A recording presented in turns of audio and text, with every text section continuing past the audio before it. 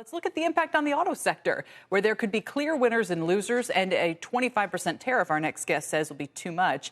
He points out that half of vehicles sold in the U.S. are made in the U.S., but they contain almost 60% imported parts. Here to discuss the impact is Daniel Roeska, senior auto analyst at Bernstein. And what are the deadlines on our minds now for the auto sector? Daniel, welcome. Hey, Kelly. Good afternoon. Well, it's any second between now and April 2nd. I think the president said he would announce it by April 2nd. I think that's the date everybody's looking at right now. Okay, so you think it could be between now and then. Others interpret it as maybe after April 2nd. It's largely up in the air right now. What is the state of play if we just go on the facts of what is currently the case with tariff? Where do we stand for the major automakers? So essentially, there's a 25% tax on steel and aluminum imports for the U.S. There is a 10% additional tax on any imports from China. And then there are some taxes on imports from Canada. But there aren't any wide-ranging tariffs yet that have really hit the automotive industry so far.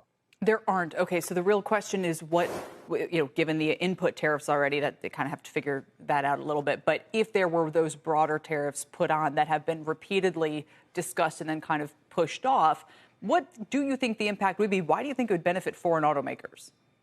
Well, if you look at what happened earlier in the year, a 25% flat tariff on imports from Canada and Mexico, that would increase the cost significantly, would probably add around 40 to 60 billion of cost for the U.S. industry. But importantly, this does not tariff companies like Toyota or Honda or Mitsubishi who are importing cars from Asia. And so while Ford and GM cars would be more expensive, both from imports from Mexico and parts imports into cars made in the U.S., other OEMs that do not manufacture in Mexico, Canada, or the U.S. would go scot-free.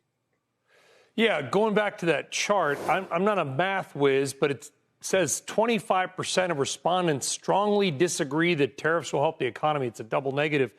But I don't know what the other 75% say. Maybe they said it would help the economy. 75% are missing. Daniel, is there any upside to tariffs at all if they come with tax breaks? And maybe you haven't looked at it, but we often forget the idea of tariffs, I think, is to pay for other tax cuts. Have you done any analysis on that? We haven't done a bigger analysis of the economy, Brian, in that sense, but we, of course, have looked in details in the individual segments. And what we found is that unless you tax everybody around the U.S., it'll be very difficult to kind of benefit the U.S. OEMs, to put them on equal footing, because somebody's always kind of falling through the cracks if you just do one country or the other. And so I think the message we have is very clear, is number one, if you want to bring manufacturing back to the U.S., well, you can try and use tariffs as a stick mechanism, but then they have to be broad-based, and you should implement them step by step so companies actually have an ability to respond to it. Just broadly speaking, Daniel, I'm a car guy. I've raced cars for almost 30 years. I've driven everything under the sun. I've owned EVs. I've driven EVs. Where do we stand in the auto market? I know EVs continue to gain share. That's great.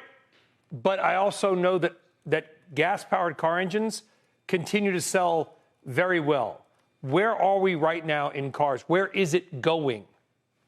So, I mean, if you think it from the end, we're going to EVs. I'm sorry to tell you that. But well, that's not sorry. If that's what you see, that's great. I just don't know how many people are going to, if it's their only car, how many people are going to pay $55,000, $65,000 for a car that goes 330 miles on a charge, if that, in the winter. You'll need to get the price of EVs down. And if I'm thinking from the end in my mind is 2050, right? So if we think about the penetration of EVs in the US, that will increase in the upcoming years. But I don't think we're going to see it going as fast as Europe or China for that matter, because driving behavior in the US is just different. But EVs will gain share year after year.